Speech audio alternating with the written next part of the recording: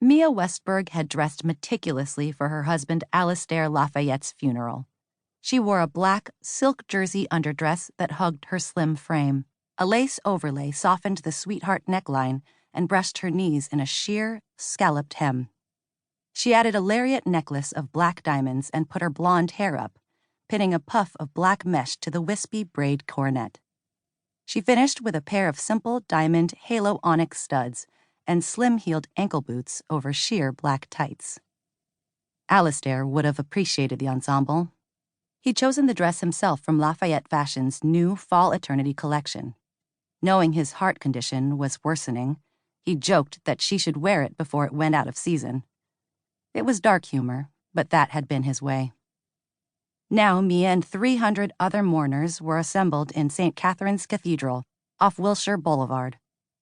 Mia was on the aisle of the front right-hand pew with Alastair's adult children. Henry and Hannah separating her from his ex-wife, Teresa. None of the trio had looked her way. No surprise there. Henry and Hannah had just turned 25. Mia was 27, and they'd never forgiven her for that. The mayor was speaking at the pulpit. His remarks were supposed to be brief, making way for Joseph Mackenzie to deliver the eulogy. Joseph was head of the California Fashion Design Council and a longtime friend of Alastair's. He sat across the aisle from Mia right now, note cards in hand, obviously holding back tears. Mia's emotions were more complicated. She'd loved Alastair for the 9 years of their marriage, and 50 was far too young for him to die. But she knew what nobody else did. Alastair's heart condition had made this moment inevitable. It had grown worse over the past 6 months, causing him intolerable pain and becoming more and more difficult to hide. But he was a proud and private man, and he'd wanted to keep his health a secret right up to the end. Mia couldn't help but be happy that he'd succeeded. Her husband had lived a gifted life and died on his own terms.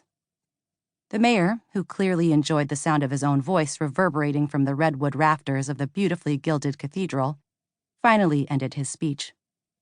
People shifted, and a few coughed or whispered as the mayor left the pulpit. Joseph rose and stepped across the aisle to give Mia's shoulder a comforting squeeze. She sent him an encouraging smile. Unlike the mayor, Joseph wasn't a fan of public speaking. But he did both himself and Alastair proud. His voice broke over a few heartfelt passages, and he paused twice to blow his nose. He brought some humor in at the end, and Mia chuckled along with everyone else at the story of Lafayette Fashion's first overseas show.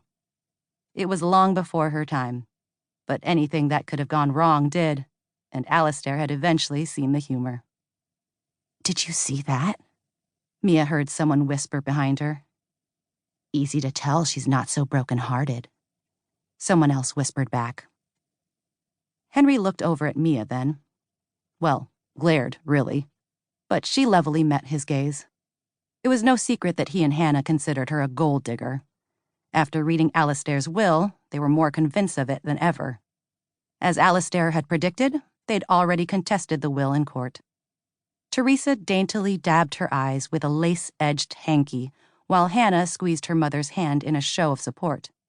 But having heard Alastair's side of the divorce, and having watched Teresa's behavior over the past 9 years, Mia knew it was all for show. If Teresa was broken up about anything, it was the lack of an inheritance. Joseph ended with a heartfelt farewell to Alastair. The priest led the congregation in a prayer, then in a hymn, where half the people knew the words and half the people obviously didn't. Mia was in the half who didn't. And then everyone rose as the pallbearers escorted the casket down the aisle. "She couldn't be bothered to shed a tear," Mia heard the voice behind her again. She could have turned to see who'd uttered the words, but it didn't matter. She lifted her chin, squared her shoulders, and fixed her expression, pretending she was on a runway in New York City. It was Alastair who'd fostered the ice princess persona for Mia's modeling career. He'd want her to carry it off today, of all days. He'd be sorely disappointed in her if she turned into a blubbering mess. And it wasn't that kind of a send-off. She was proud of Alastair, and he needed her to be strong. They'd often talked about the future. What would happen when she was left to manage things alone? It was time now for her to carry on.